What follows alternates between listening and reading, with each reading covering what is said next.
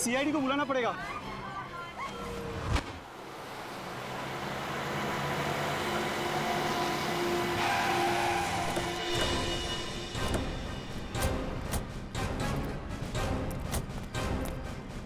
पीछे हटिए। Excuse me, पीछे हटिए। हटिए हटिए।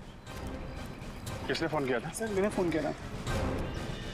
माय गॉड, इतना सारा खून। क्या हुआ, क्या था? सर बच्चा तेजी से भागता हुआ आया, साइकिल से टकराया और बेहोश हो गया। कहाँ पे? आइए सर मैं बताता आपको। सर इस तरफ।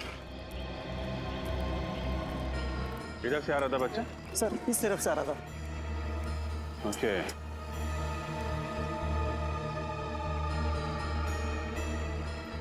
सर। हाँ सर लगता है वो खून बच्चे का नहीं है सर। क्या? खून बच्चे का नहीं है? नहीं सर, उसके शरीर पे कोई चोट के निशान नहीं है। तो फिर ये खून आया कहाँ से? हटना बेटा, हटो बेटा। बेटा घबराओ मत बेटा, हैं? आपको कुछ नहीं होगा। हम लोग सीआईडी से हैं। ये खून कैसे लगा आपको? हाँ? हाँ? सर लगता है किसी गहरे सदमे में है, जिसकी वजह से कुछ बोल नहीं पा रहा। सर लगता है ये बच्चा देख नहीं सकता। पंकज एक काम कर, लड़का इस डायरेक्शन से आया ना, तुम इस तरफ जाओ और उधर जाके देखो कि कोई एक्सीडेंट वगैरह तो नहीं हुआ है। विनी, बच्चे को फॉरेंसिक लैब लेके जाते हैं। सारों के साथ भी बताएंगे कि खून का राज क्या है।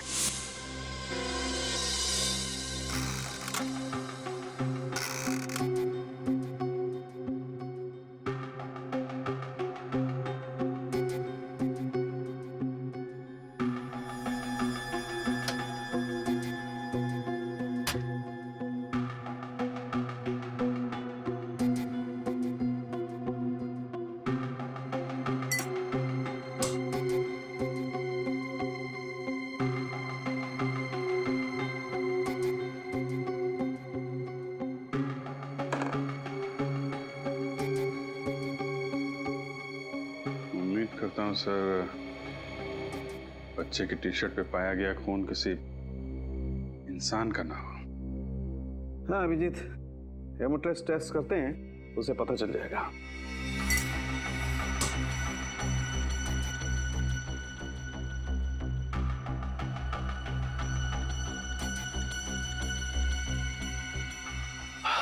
सॉरी अभिजीत, तुम्हारा मनचाहा जवाब नहीं दे सकता। इस शर्ट पर जो खून है वो इंसान का ही है। इंसान का खून है? बच्चे का तो नहीं है ना डॉक्टर साहब? नहीं, बच्चे का नहीं है, क्योंकि बच्चे को कहीं भी चोट नहीं लगी है। Thank God. पर इतना सारा खून आया कहां से होगा? सर? हाँ तारिका। सर इस चप्पल पे जो मिट्टी लगी हुई है उस पर खून मिला हुआ है और उसके साथ साथ घास का तिनका भी। घास का तिनका? मतलब ये बच्चा किसी गार्डन वगैरह से आया होगा। अभी पता करते हैं। तारिका जरा टेस्ट। सर। हाँ श्रेय? सर जिस जगह पर वो बच्चा मिला था, मैंने आसपास का पूरा इलाका छान मारा, कहीं भी कोई हादसा या एक्सीडेंट नहीं हुआ है। हाँ? पुलिस स्टेशन से चेक किया? जी सर, पिछले 15 दिनों में किसी के भी लापता होने की खबर दर्ज नहीं कराई गई है। कमाल है। फिर ये बच्चा आया कहां से होगा? अभिजीत। हाँ डॉक्टर साहब? अभिजीत, इस शर्ट पर एक नहीं 3 लोगों का खून मिला है। क्या? 3 लोगों का खून? माय गॉड, मतलब 3 लोग जख्मी हुए हैं या फिर मारे गए। अभिजीत? हाँ तारिका? अभिजीत इस मिट्टी में जंतु और कीटाणुनाशक दवाइयां मिली है। जंतु और कीटाणुनाशक दवाइयां? मतलब ये बात पक्की है कि बच्चा किसी खेत खलियान से ही गुजरा है। सर उस इलाके की छानबीन करते वक्त हमने वहां कुछ खेत और फार्म हाउसेस देखे थे। फार्म हाउस, घास का तिनका, जंतु और कीटनाशक दवाइयां, फार्म हाउस। वाह तारिका जी वाह, आपने तो हमारा काम आसान कर दिया। भाई साहब, सिर्फ तारिका जी ने आपका काम आसान किया? नहीं, ये ऐसा मैंने कब कहा? नहीं, लेकिन आपने ये भी तो नहीं कहा कि सालुखे ने कुछ किया है। सड़क कैसा, आप भी बिल्कुल क्यूट बच्चों की तरह बुरा मान जाते हो यार। तारिका, ये अभिजीत मेरी तारीफ कर रहा था कि मेरी टांग खींच रहा था। अरे सर, आप भी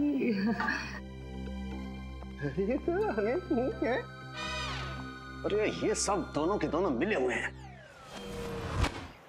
सर इतने सारे फार्म हाउस चेक किए, कहीं कुछ पता नहीं चला। हो सकता है यहाँ कुछ पता चल जाए।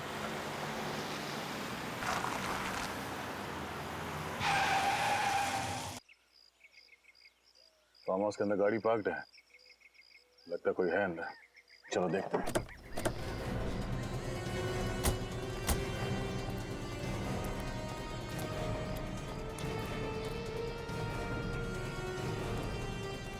अंदर चल के देखते हैं।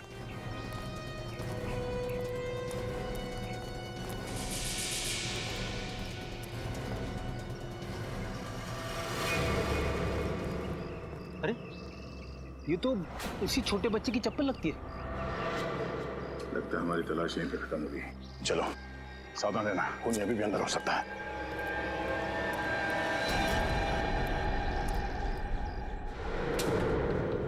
कोई है? हेल्प मी, बहुत दूर से आया हूं। Help me.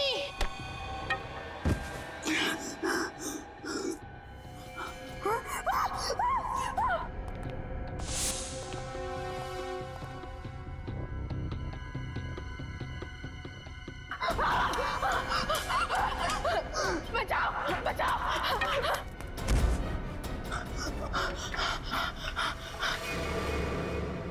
यहाँ पे कुछ भयानक हुआ है। देखो घर में कोई है क्या? जल्दी।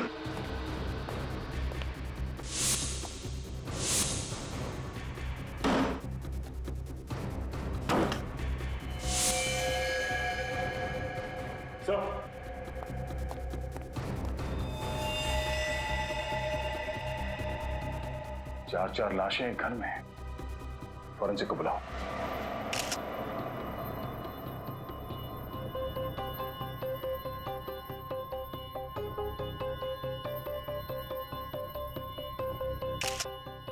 पीठ पर गोली लगी है।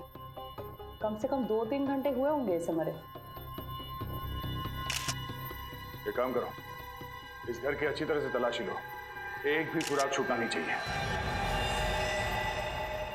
ये है वो 2 लाशें।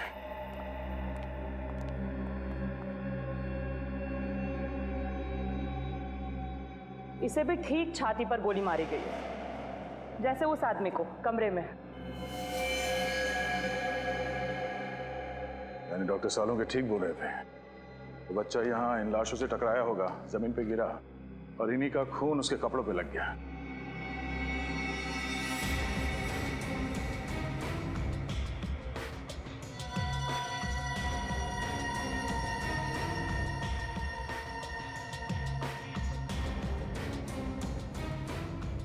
डॉक्टर तारिका, लगता है कि सारे खून इसी गन से हुई है। तो खूनी मर्डर वेपन यहाँ पे छोड़ के क्यों भाग गया? मुझे तो लगता है कि इस आदमी ने खुद अपने आप पे गोली मारी है। इस आदमी ने अपने आप पे गोली मारी है? यानी आप ये कहना चाहती हैं कि पहले इस आदमी ने इन तीनों को मारा और उसके बाद खुद अपने आप को गोली मार ली? शायद। सर पूरा घर चेक कर लिया, तिजोरी अलमारी सब कुछ सही सलामत है। सही सलामत है, मतलब चोरी का मामला नहीं है? सर हाँ, सारे दरवाजे और खिड़कियां भी सही सलामत है। इसका मतलब है खूनी जबरदस्ती इस घर में नहीं घुसा है। हो सकता है ये चारों मरने वाले उस खूनी को जानते हो और इन्हीं लोगों के साथ वो यहाँ इस फार्म हाउस पे आया होगा।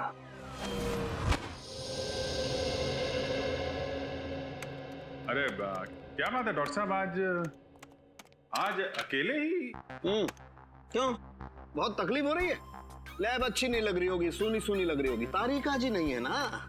नहीं नहीं, मेरे वो मतलब नहीं था सर। अरे मैं जानता हूँ तुम्हारा मतलब यार, तुम बोलते कुछ और हो, तुम्हारे मन में कुछ और होता है। अरे सर, मैं इन चारों लाशों के खून के पीछे का मतलब जानने आया हूँ। आपको मालूम है तो बता दो बस। तुम मुझसे क्यों पूछ रहे हो भाई? जाकर के तारिका जी से पूछ लो, वो बता देंगी तुम्हें सब कुछ। सर आप तो बुरा मान गए। सारी दुनिया जानती है डॉक्टर सालुंखे के बगैर सीआईडी में आज तक एक केस भी सॉल्व नहीं हुआ है। अब आया ऊंट पहाड़ के नीचे, है ना? ऐसे बोला करो, अच्छे लगते हो। आओ बताता हूं। अभिजीत, ये जो चारों लाशें हैं, इनमें रायगर मोर्टिस अभी सेट होना शुरू हुआ है। लाशें अभी अकड़ना शुरू हुई हैं और मेरे ख्याल से इनकी मौत सवेरे 7 से 9 बजे के बीच में हुई है। और ये बैलिस्टिक रिपोर्ट क्या कहती है? गोली इसी गन से चली है। चारों की मौत इस गन से निकली हुई गोली से हुई है और इस गन पर खून के छींटे भी हैं। सर किसका खून है ये? सौरभ का खून है। सौरभ को पॉइंट ब्लैंक रेंज से गोली मारी गई है, जिसकी वजह से सौरभ का खून इस पर भी आकर के लग गया है। और एक बात, सिर्फ सौरभ के हाथ पर यहां गन पाउडर के निशान है। गन पाउडर सौरभ के हाथ में? तो आप ये कहना चाहते हैं कि सौरभ ने इन तीनों को गोली मारी और फिर खुद आत्महत्या कर ली? नहीं, मैं खुद कुछ नहीं कहना चाह रहा हूं। जो सबूत हैं वो कुछ कहना चाह रहे हैं। अब एक काम करो, बाकी का काम तुम खुद भी तो करो यार। हाँ ठीक है, करेंगे। हाँ, क्यों नहीं करेंगे? बाकी जो आप नहीं बता पा रहे हम डॉक्टर तारिका से पूछ लेंगे।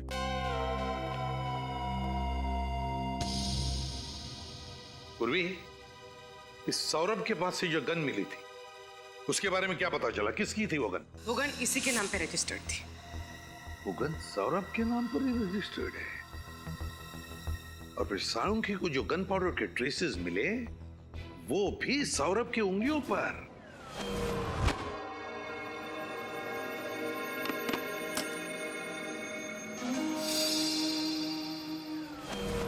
सर ये आनंद की बहन निशा जी है।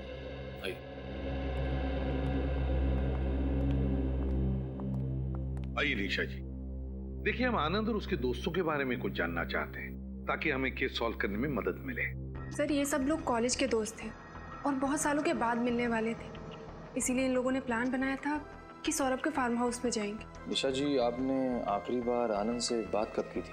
आनंद से मेरी लगभग 1 हफ्ते पहले बात हुई थी, लेकिन हाँ, यश का 2 दिन पहले ही मुझे फोन आया था और उसी ने मुझे बताया कि ये लोग फार्म हाउस पे पार्टी करने जा रहे हैं। यश? ये यश कौन है? सर यश भी उन लोगों का दोस्त है और ये सब लोग मिलकर उस दिन फार्म हाउस पर गए।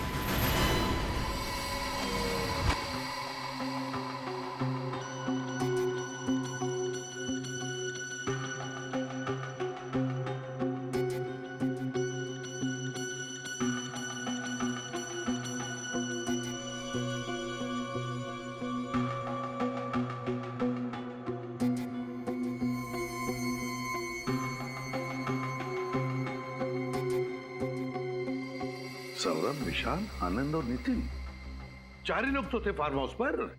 4 नहीं सर, 5 लोग थे। 5? मतलब? यश भी तो था सर। यश भी इनके साथ था? लेकिन सर फार्म हाउस पे तो हमें सिर्फ 4 लाशें मिली थी। वही तो। सर तो फिर यश कहाँ गया होगा? और तो और सर, उसने किसी से कांटेक्ट करने की कोशिश क्यों नहीं की? यश के टेलीफोन नंबर्स है ना तुम्हारे पास? घर का सेलफोन नंबर वगैरह? हाँ सर।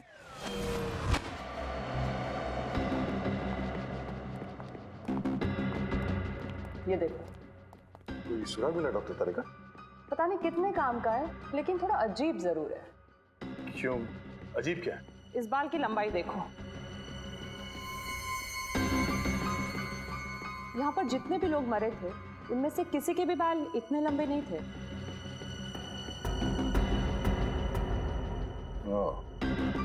इसका मतलब है इन चारों के अलावा कोई और भी था, या कोई औरत। अब ये तो इस बाल के डीएनए टेस्ट से ही पता चलेगा। मोबाइल बंद। मोबाइल बंद आ रहा है? सर, हाँ, यश के पिताजी से बात हुई। यश तो घर पे है ही नहीं। घर पर लौटा ही नहीं, सेलफोन बंद आ रहा है। कुछ तो गड़बड़ जरूर है। यश का फोटो है? हाँ सर, 1 मिनट। काम करो, यश का फोटो सारे police station, railway station, bus stand और चेक नाकों पर भेज दो और दया को भी इन्फॉर्म करो। यश का मिलना बहुत जरूरी है, बहुत जरूरी है। सर, ये दवाइयां और प्रिस्क्रिप्शन लेटर मिला है, इस पे सौरभ का नाम लिखा है। सौरभ, तो प्रिस्क्रिप्शन दिया है डॉक्टर मुकेश ने। ये दवाई दिखाइए। ये दवाइयाँ तो अक्सर उन लोगों को दी जाती है जो डिप्रेशन और टेंशन के शिकार होते हैं। वाह, तो सौरभ को किस बात की टेंशन थी, अब वो तो ये डॉक्टर मुकेश ही बताएंगे।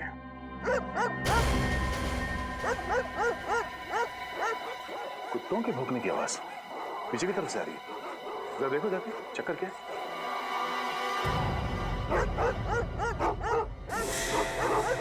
भौंकने की आवाज इधर से आ रही है, इस तरफ।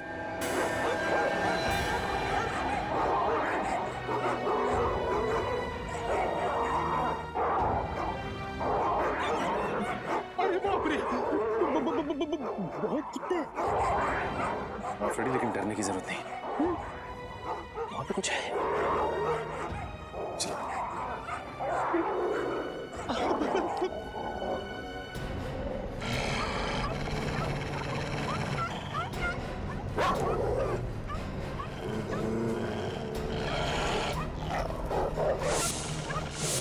My God.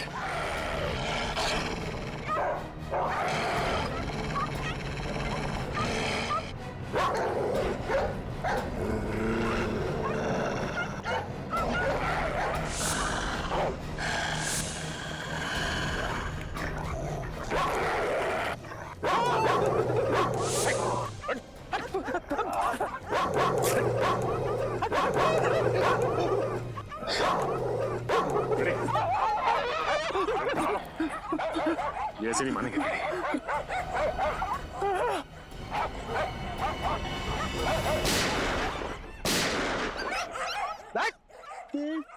फ्रेडी से टक्कर।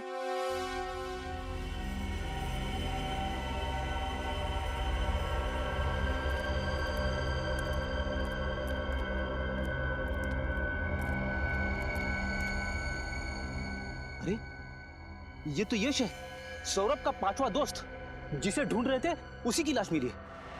हाँ फ्रेडी, हमें लग रहा था कि ये यश अपने दोस्तों का खून करके भाग रहा है, लेकिन ये तो अपनी जान बचाने के लिए भाग रहा था। आपको ऐसा क्यों लग रहा है? ये देखो फ्रेडी, ये इसकी पीठ में यहाँ पीछे से गोली मारी गई है और एक गोली यहाँ किडनी के पास। लेकिन एक बात समझ में नहीं आ रही है, ये सारे खून कर कौन रहा है? सर आइए।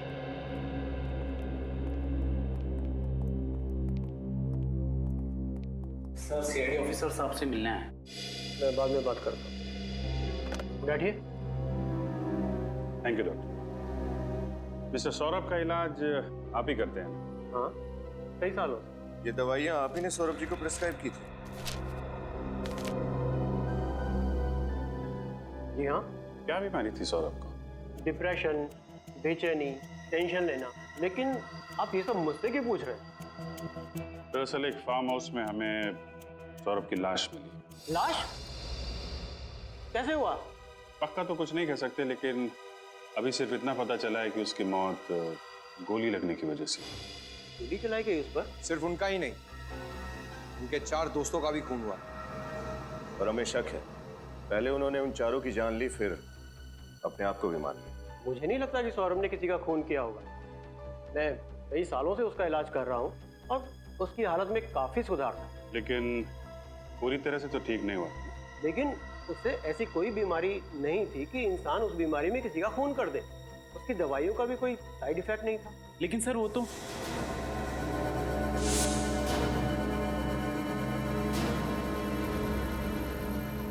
ठीक है डॉक्टर साहब, थैंक यू वेरी मच।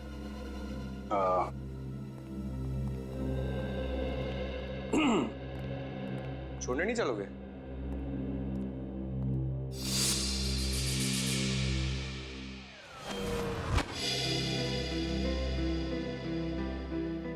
यार अंदर तुम कुछ कह रहे थे फिर एकदम से चुप हो गए, क्या बात है?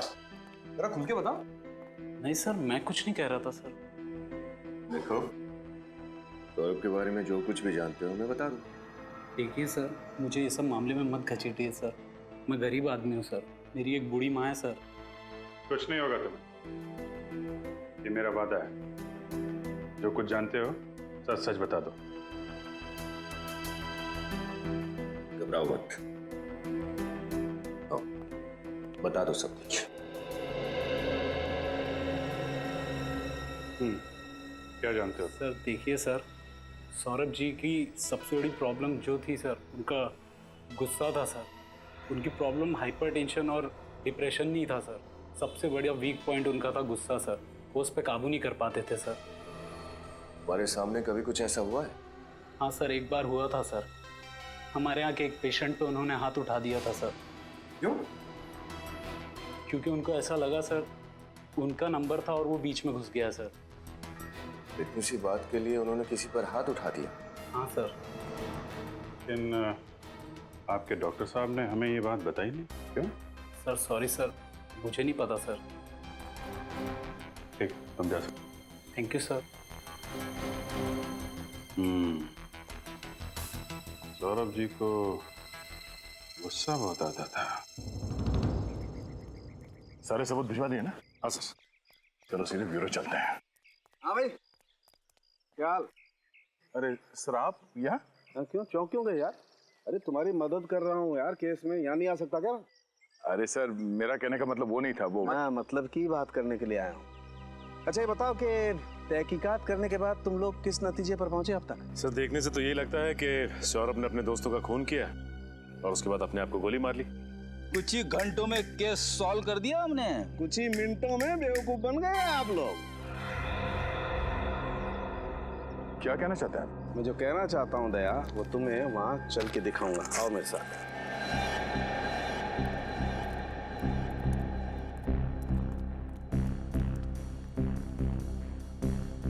यही जगह है ना जहाँ पर सौरभ की लाश थी? हाँ सर, यहाँ पे। हाँ।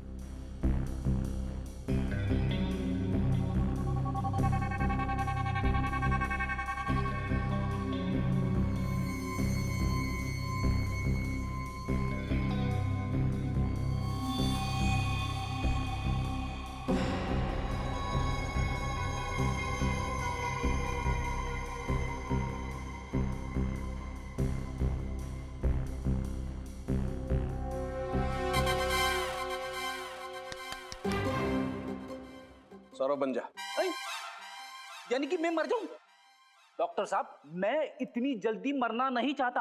अरे यार, ये आदमी हमेशा उल्टा ही क्यों सोचता है? मैं तुझे मरने के लिए नहीं कह रहा हूँ फ्रेडी, मैं सिर्फ ये कह रहा हूँ इस सोफे पर जैसे सौरभ की लाश मिली थी वैसे जाकर के बैठ जा। हाँ। सौरभ बैठा हुआ नहीं था, लेटा हुआ था। लेटा हुआ?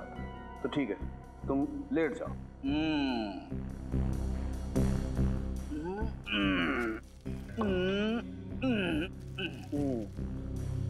ऐसे ही लेटा हुआ था दया? ये पैर ऐसे ऊपर? हाँ। और गर्दन ऐसे पीछे? पीछे की तरफ। ओह। और दया, अगर किसी इंसान को अपने आप को गोली मारनी होगी तो स्वाभाविक रूप से उसे थोड़ा सा आगे की तरफ झुकना पड़ेगा। खड़े, आगे की तरफ झुक। अरे क्या मुसीबत है डॉक्टर साहब? अरे मुसीबत कुछ नहीं है, जो कह रहा हूँ कर, आगे झुकना। कैसे झुकूं? अटक जाऊंगा। अरे पैर नीचे कर यार। हाँ। ऐसे ऐसे, ये। अब जैसे सौरभ ने अपने आप को गोली मारी थी ना, वैसे गोली मार। लेफ्ट हैंड से नहीं, राइट हैंड से। सौरभ लेफ्ट हैंडेड था। नहीं, सौरभ राइट हैंडेड था। वो राइट हैंडेड था, ये आपको कैसे पता चला? दया, मैंने सौरभ का ड्रिंक का ग्लास अच्छी तरह से चेक किया है। उस पे जितने भी फिंगरप्रिंट्स हैं सौरभ के, वो सब राइट हैंड के हैं। इसलिए मैं कहता हूँ कि सौरभ राइट हैंडेड था। ऐसे कोई आदमी अपने आप को गोली मारेगा इस तरीके से बैठ करके, तो खोपड़ी से खून के छींटे जाएंगे वहां, इस तरफ, ऊपर की तरफ। लेकिन यहाँ तो खून के छींटे नहीं हैं, खून के छींटे हैं वहां, पीछे की तरफ। और वो तभी जा सकते हैं जब आदमी ऐसे लेटा हो और कोई उसे यहां से गोली मारे। पैरों से सौरभ की लाश यूं पड़ी हुई थी। अब देख, मैंने अपनी पूरी जिंदगी में किसी इंसान को ऐसे लेट करके अपने आप को गोली मारते हुए नहीं देखा। इसका मतलब है सौरभ ने आत्महत्या नहीं की थी, उसका भी खून किया गया है। बिल्कुल, सौरभ का खून ही हुआ है और किसी ने उसे तब गोली मारी है जब वो ऐसे पैर फैला करके आराम से सो रहा था।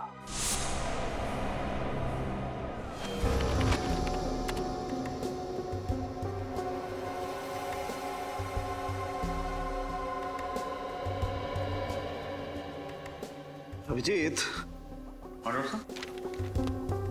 सौरभ और यश के जूतों में मिली मिट्टी मैच नहीं करती है, अलग अलग है।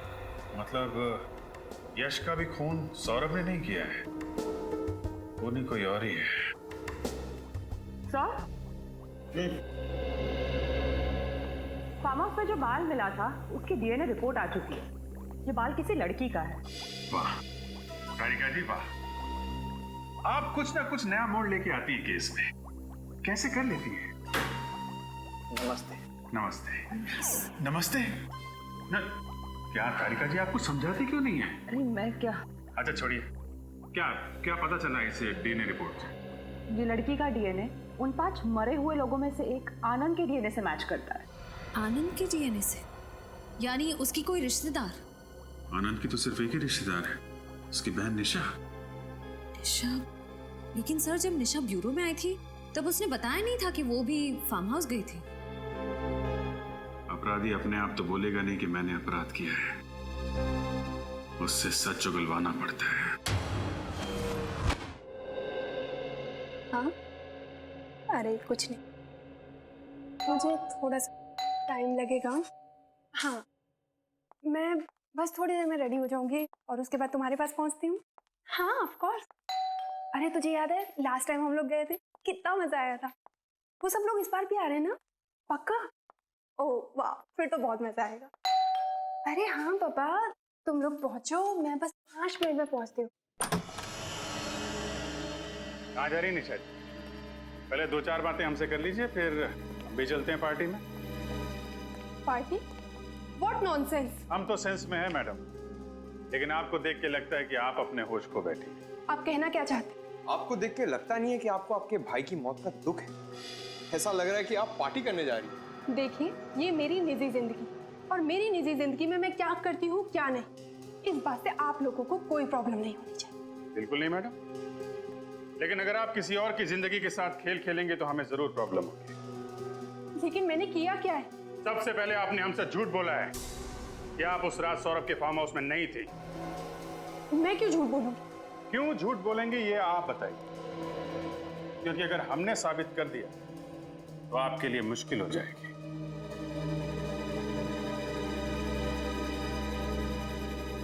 बोलिए बोलिए बोलिए, आराम से बोलिए। हम समझते हैं कि मुंह से सच निकलने को थोड़ा वक्त लगता है, लेकिन आपके पास सबूत क्या है इसका? फोरेंसिक रिपोर्ट है हमारे पास जो साफ साफ साबित करती है कि आप उस वक्त फार्म हाउस में थी। अगर आपको वो रिपोर्ट देखनी है, चलिए हमारे साथ ब्यूरो। हाँ, मैं उस दिन फार्म हाउस गई थी, लेकिन इस खून से मेरा कोई लेना देना नहीं। हमें सब कुछ पता चल चुका है निशा जी, आपके भाई के साथ आपकी बनती नहीं थी, प्रॉपर्टी का केस चल रहा था और उसकी मौत के बाद आपका रास्ता साफ हो गया और प्रॉपर्टी आपके नाम हो गई। हाँ, ये बात सच है कि मेरी और आनंद की बिल्कुल नहीं बनती। तो फिर आप वहां फार्म हाउस क्यों गई? क्योंकि सौरभ और बाकी लोगों ने मुझे फोर्स किया, कहने लगे कि इतने सालों के बाद मिल रहे हैं तो तुझे आना ही होगा। मैं गई जरूर थी, लेकिन मैं थोड़ी देर बाद ही वहां से निकल गई। क्यों? क्योंकि उस रात आनंद और मेरा झगड़ा हुआ था और मेरा मूड ऑफ हो गया, तो मैंने वहां से जाना ही जरूरी समझा। ये बात आपने पहले क्यों नहीं बताई हमें?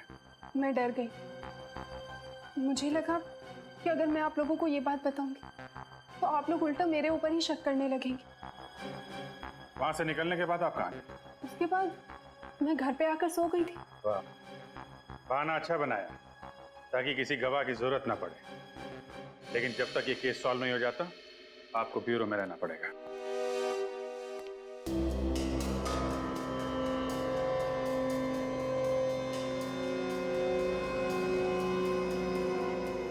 ओह, तारिका, हाँ सर। ये देखो। खून की छींटे सर? नहीं नहीं तारिका, ये खून के छींटे नहीं है, ये ऊपर से टपकी हुई खून की बूंदें हैं। मतलब? छींटे अगर होते हैं तो ऐसे फैल जाते हैं, लेकिन ये ऊपर से टपकी हुई खून की बूंद है। मुझे लगता है वो बच्चा उस हॉल में आया होगा और किसी चीज से या किसी लाश से टकरा के गिर गया होगा, और ये केन भी उसके हाथ से छूटकर जमीन पे गिर गई होगी, और खूनी के कहीं कोई जख्म होगा जिसपे से खून टपक रहा होगा। खूनी बाय द वे इस केन के पास आया और उसके जख्म में से 2 बूंदें खून की टपक के यहाँ लग गई। हम इस खून को चेक कर लेते हैं जैसे बाकी के खून का सैंपल लिया था, फिर मैच करके देखेंगे आखिर ये खून है किसका।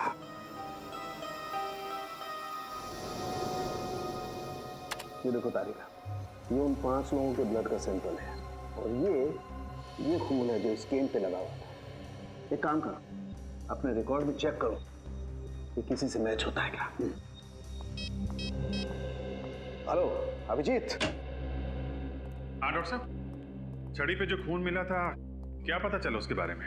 अभिजीत, ये खून उन 5 मरने वालों में से किसी का भी नहीं है। फिर तो निशा का ही होगा। नहीं, निशा के खून से भी मैच नहीं होता।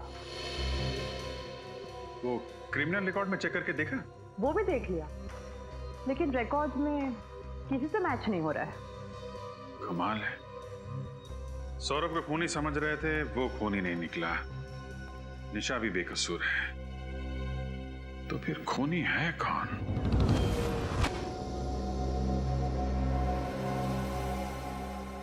एक बात तो पक्की है कि इन 5 में से किसी ने भी किसी को नहीं मारा, और ना ही किसी ने आत्महत्या की है। सर, जिस किसी ने भी ये किया है उसे पहले से मालूम था कि ये 5 दोस्त उस फार्म हाउस में एक ही छत के नीचे मिलने वाले थे। मगर इन 5 को क्यों मारा? 5 को क्यों मारा? ऐसे भी क्या दुश्मनी? सर, ये 5 कॉलेज के टाइम के दोस्त थे सर। मतलब जो कुछ भी हुआ कॉलेज में हुआ, पर अब इन 5 की मौत के साथ वो राज भी दफन हो गया। सर, सौरभ के माता पिता। नमस्ते,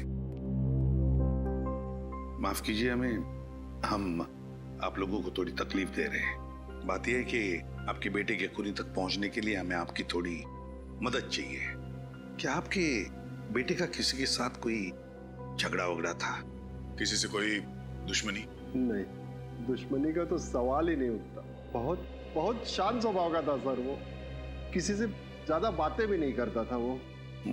अच्छा ये बताइए कि आपका बेटा सौरभ डॉक्टर मुकेश के पास इलाज के लिए जाता था? जी हाँ। लेकिन क्यों?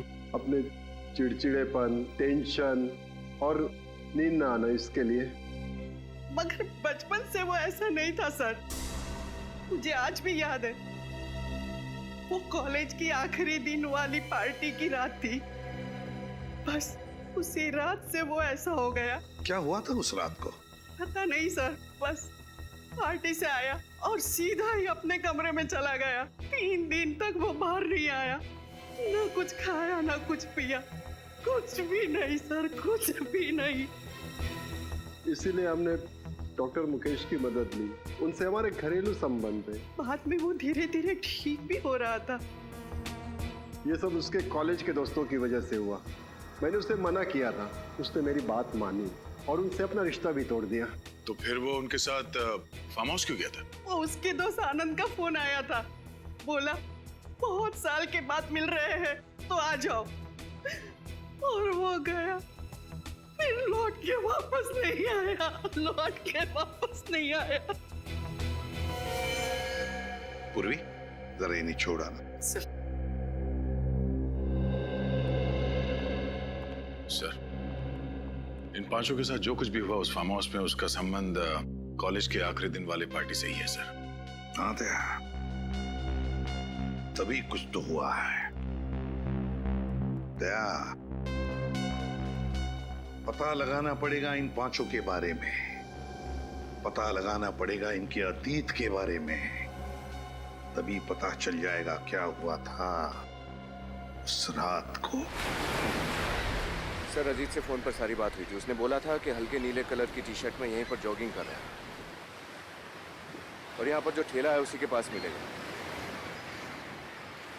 कोई दिख नहीं रहा सर यहाँ। देखते हैं। ये सामने से आ रहा है नीली शर्ट में, शायद यही है, अजीत ही है।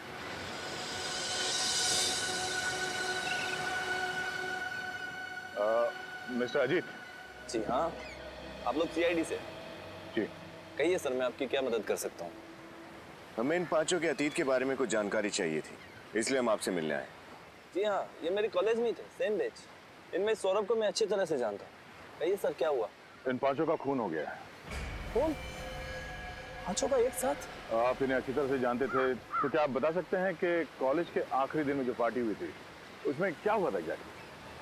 उस रात, अरे इन पांचों ने तो हंगामा किया था।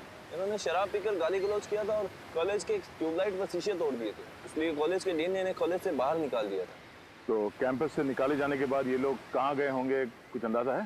सर पक्का तो पता नहीं, मगर ये लोग गुस्से में चिल्ला चिल्ला कर कह रहे थे कि हमें भी इस घटिया पार्टी में नहीं रहना, हम जा रहे हैं सौरभ के फार्म हाउस पर, वहाँ शानदार पार्टी करेंगे। शायद वहीं गए होंगे। ठीक है, आपकी जानकारी के लिए बहुत बहुत धन्यवाद। Thank you.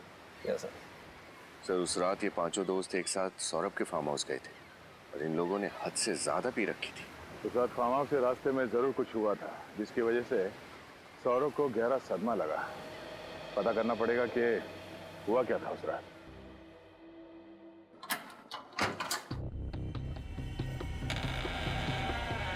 खूनी मेन दरवाजा खोलकर हॉल के अंदर आया, जो कि सौरभ और उसके दोस्त या तो बंद करना भूल गए थे या खूनी के हाथ में चाबी थी। सौरभ उस सोफे पर बैठा हुआ था। खूनी सौरभ के पास आया, उसने सौरभ के हाथ में गन पकड़ा दी और सौरभ के हाथों से ट्रिगर दबा दिया ताकि गन पाउडर का निशान सौरभ के हाथों पर आ जाए। सौरभ की चीख सुनकर विशाल कमरे में से बाहर आया और जैसे विशाल कमरे से बाहर आया, खूनी ने उस पर भी गोली चला दी। विशाल को गोली लगने के बाद आनंद और नितिन हॉल में आए। मुझे मत मारो। खूनी ने आनंद को भागने का मौका नहीं दिया और उसके सीने पे गोली मार दी। भागने का मौका मिलते ही नितिन दरवाजे की तरफ भागा। जैसे वो भागा, खूनी ने उसे भी गोली मार दी उसके पीठ में। यश फार्म हाउस से निकल के जंगल के रास्ते भागा। खूनी ने उसका पीछा किया और उसके पीठ पे और गुर्दे पे गोली चला दी।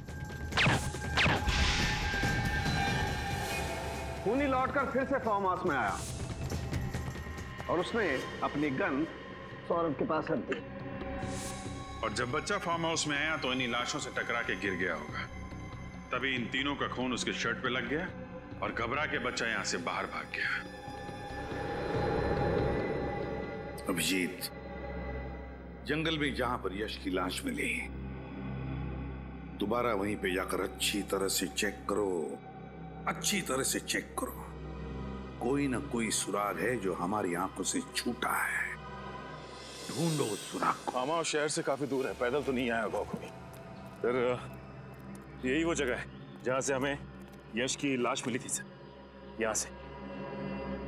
एक काम करते हैं, आसपास अच्छी तरह से चेक करते हैं, कुछ ना कुछ तो जरूर मिलेगा। देखो,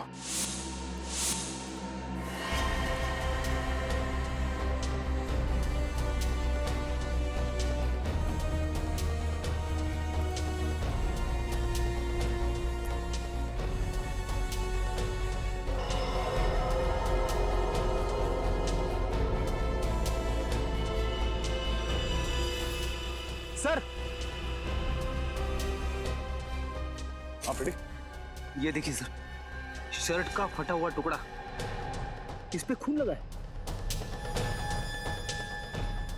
हाँ, इसका मतलब खूनी यहाँ से भागा होगा और हड़बड़ी में उसका शर्ट इस झाड़ में फंस गया और उसे पता तक नहीं चला।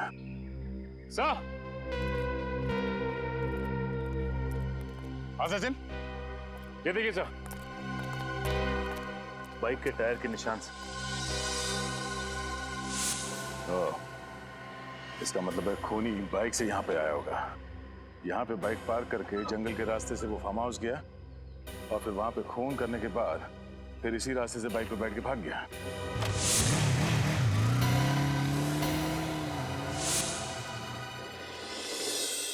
ओके। हाँ सर। सर, उस कपड़े के टुकड़े से उसे पहनने वाले का पता चला? देखो दया, कपड़ा किसने पहना था, खूनी कौन है, ये ढूंढना आप लोगों का काम है।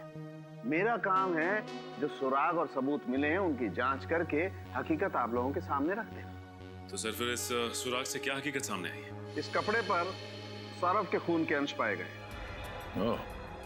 और इस कपड़े पर मर्क्यूरी और कोयले के अंश भी मिले हैं। कोयला और मर्क्यूरी? शायद मेरे पास इसका जवाब है। जब हम नक्शे में फार्म हाउस ढूंढ रहे थे तब मेरी नजर यहाँ पड़ी। एक कोयले का खान है यहाँ पे, फार्म हाउस के रास्ते पे। सर यानी कि ये खूनी कोयले की खदान में काम करता होगा या फिर उसके आसपास रहता होगा। सचिन 5 दोस्तों की मौत हुई। उनके एक और दोस्त अजीत का कहना है कि कॉलेज की पार्टी के बाद वो 5 सौरभ की गाड़ी में फार्म हाउस जाने के लिए रवाना हुए थे और सर उसके अगले ही दिन ये आर्टिकल छपा था। जेपी मार्ग में हुई दुर्घटना। एक तेजी से आती कार ने राह चलते आदमी को टक्कर मार दी जिसकी जगह पे मौत हो गई। जेपी मार्ग तो ये फार्म हाउस के रास्ते पे पड़ता है। हाँ सर, और इन लोगों के निकलने के ठीक 45 मिनट बाद ये एक्सीडेंट हुआ था। सर हो सकता है कि ये सौरभ शराब के नशे में धुत होकर गाड़ी चला रहा और उसका एक्सीडेंट हो गया। हाँ, और इसीलिए उस हादसे के बाद वो गुमसुम हो गया और 3 दिन तक वो अपने कमरे से बाहर नहीं निकला।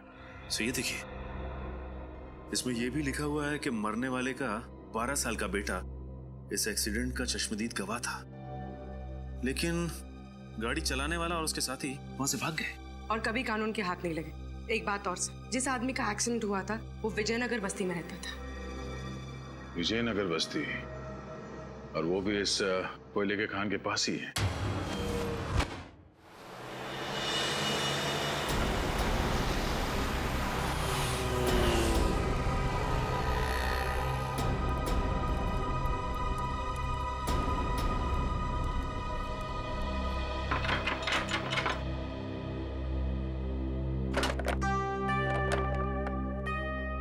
किससे मिलना आप लोगों को? जी आप ही से मिलना है। हम लोग सीआईडी से हैं। सीआईडी? जी। ये फोटो आपके पति की है? जी हाँ, इनको गुजरे तो 8 साल हो गए। इनकी मौत एक रोड एक्सीडेंट में हुई थी। हाँ, लेकिन 8 साल पहले के केस में सीआईडी को क्या दिलचस्पी हो सकती है? फिलहाल हम एक केस की तहकीकात कर रहे हैं जिसका संबंध आपके पति की मौत से है। मैं कुछ समझी नहीं। इस अखबार के हिसाब से जब आपके पति का एक्सीडेंट हुआ था उस वक्त आपका बेटा इकलौता चश्मदीद गवाह था, है ना? हाँ था तो, लेकिन उसका कुछ फायदा नहीं हुआ क्योंकि मेरे पति के खूनी पकड़े नहीं गए। अब आपका बेटा काफी बड़ा हो गया होगा। जी हाँ, बड़ा भी और समझदार भी।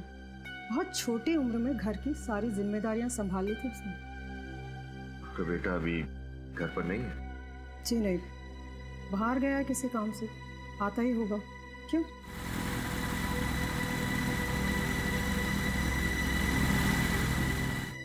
ये लीजिए, आ गया मेरा बेटा। सीआईडी।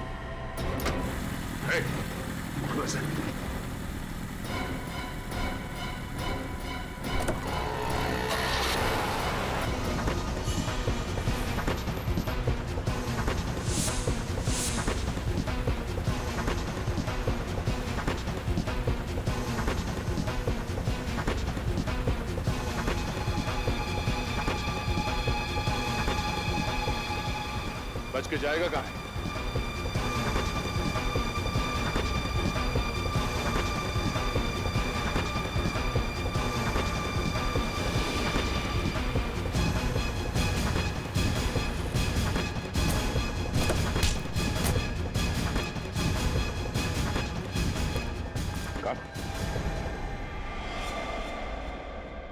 सर ये तो डॉक्टर मुकेश का असिस्टेंट है। हमारा इलाज नहीं करोगे? हाँ? रंजीत, डॉक्टर मुकेश का असिस्टेंट रंजीत, उन 5 लोगों का खून तुमने ही किया है ना? हाँ मैंने ही खून किया है, लेकिन मुझे इस चीज का कोई पछतावा नहीं है, क्योंकि उनको जीने का कोई हक नहीं था। क्योंकि उनकी वजह से तुम्हारे बाबा की एक्सीडेंट में मौत हो गई थी। हाँ? हाँ, मेरे बाबा ने मेरे आंख के सामने दम तोड़ा।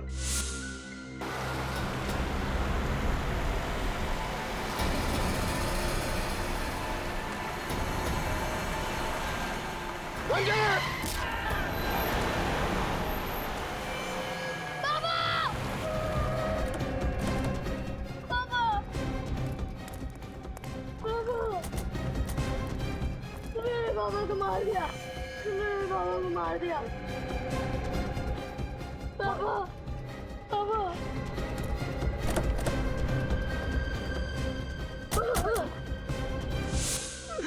मैं उन्हें बचा भी नहीं सका, लेकिन वो 5 लोग बचा सकते थे। वो 5 गाड़ी से नीचे उतरे, मेरे पापा को तड़पता हुआ देखे हॉस्पिटल लेके जाने के बजाय वापस गाड़ी में बैठ के भाग गए। और इतने सालों के बाद भी तुम्हें उनका चेहरा याद रहा? एक एक का चेहरा मेरे आंख के सामने था, और अचानक एक दिन सौरभ मेरे सामने आ गया।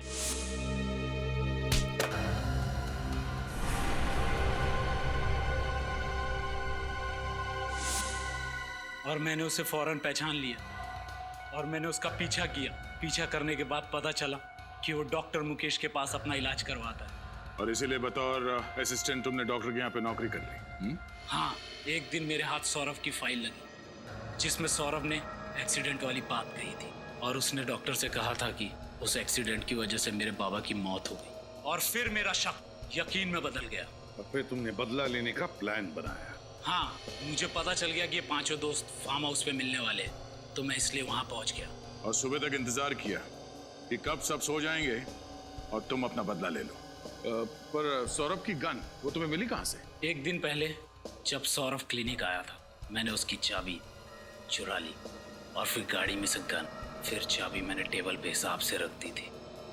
सब कुछ प्लान के मुताबिक चल रहा था, फिर भी आप लोगों को पता चल गया।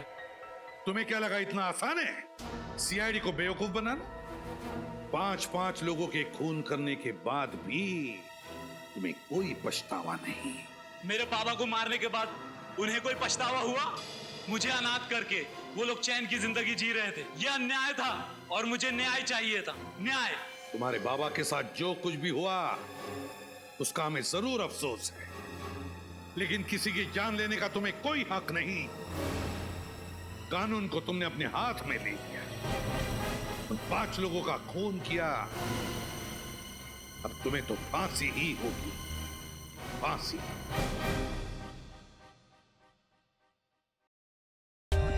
For more updates, subscribe to our channel, click the show links and enjoy watching the videos.